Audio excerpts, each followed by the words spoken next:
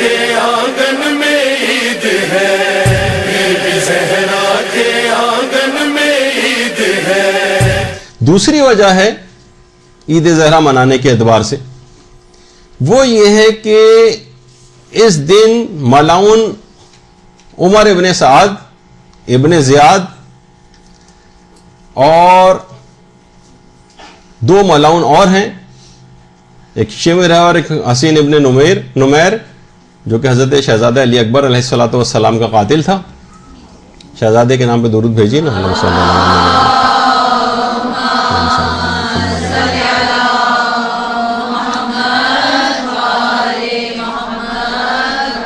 کہ جب ان چاروں کے سر مختار نے امام سجاد کے پاس بھجوائے تو امام اس پر بہت خوش ہوئے اور خاندان اہل بیت کو سوگ اٹھانے کا بھی حکم دیا۔ اسی وجہ سے علماء کی ایک بہت بڑی تعداد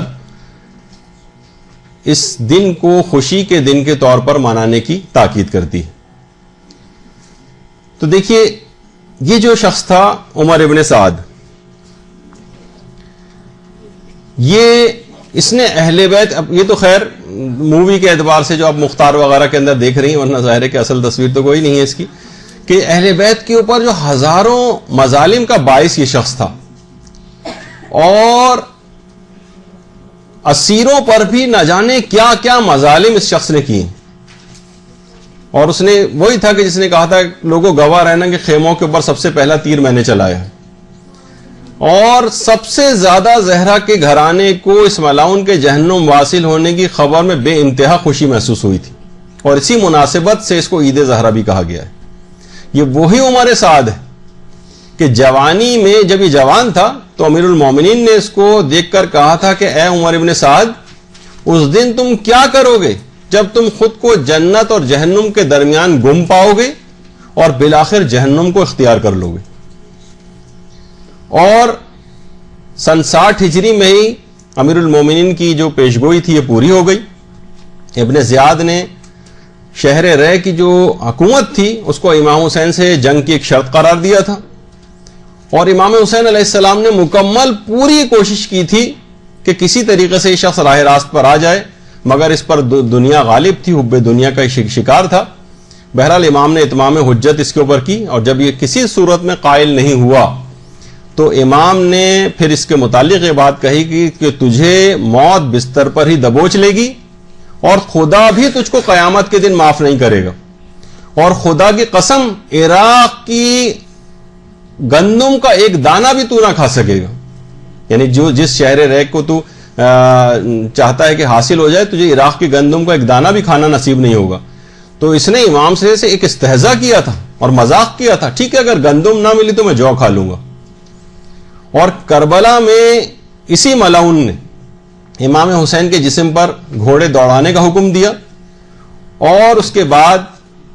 11 محرم کو اہل حرم کو اسیر کر کے اپنے نجس ساتھیوں کے جسموں کو دفن کرنے کے بعد امام حسین ان کے ساتھیوں کے پاکیزہ جسموں کو اسی طرح سے بے گور و کفن میدان کربلا میں چھوڑ کر کوفے کی طرف روانہ ہو گیا۔ اس کے مظالم کی ایک بڑی تفصیل ہے۔ تو سب سے زیادہ خوشی اس لحاظ سے حضرت زہرا کو ہوئی ہوگی اس کے واصل جہنم ہونے کی، اور مختار کے قیام کے بعد پھر مختار کے غلام کے ہاتھوں یہ اپنے ہی گھر میں واصل جہنم ہو گیا۔ اور یہی وجہ ہے کہ علامہ مجلسی نے زاد المعاد میں بھی لکھا ہے کہ جیسے کہ بہت سے افراد یہ بات کہتے ہیں کہ عمر ابن سعد لعین اسی دن واصل جہنم ہوا ہے، 9 ربیع الاول کے دن۔ اگر ایسا ہے تو یہی بہت کافی ہے اس دن کے شرف اور فضیلت کو بڑھانے کے لیے، تو اس لحاظ سے یہ بھی بہت کافی، یعنی وہ پہلی والی بات اگر نہیں بھی ہو تب بھی یہ بات بہت کافی۔ اور اس کے بعد جیسے کہ ابھی میں نے کہا کہ مختار کے قیام کے بعد یعنی خود مختار کے غلام کے ہاتھوں یہ اپنے گھر میں ہی قتل ہو گیا، اور اس کے بعد حنفیہ نے ابن زیاد، عمر سعد اور حسین ابن نمیر اور یہ شمر وغیرہ کے سر جو ہے وہ ان نجس سروں کو خدمت حضرت امام سجاد علیہ الصلوۃ والسلام میں بھیجا۔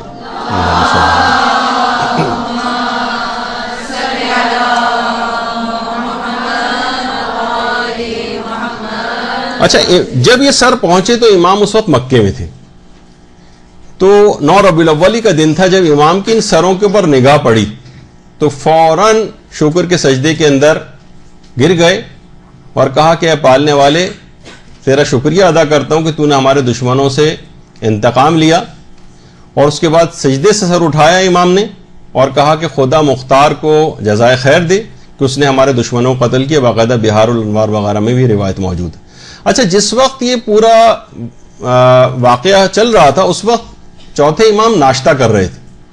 جس وقت یہ سر امام کے سامنے لائیں تو امام نے اس کا بھی شکر ادا کیا کہ پروردگار کا لاکھ لاکھ شکر ہے کہ اس نے میری وہ دعا قبول کی جو میں نے دربار کوفہ میں کی تھی،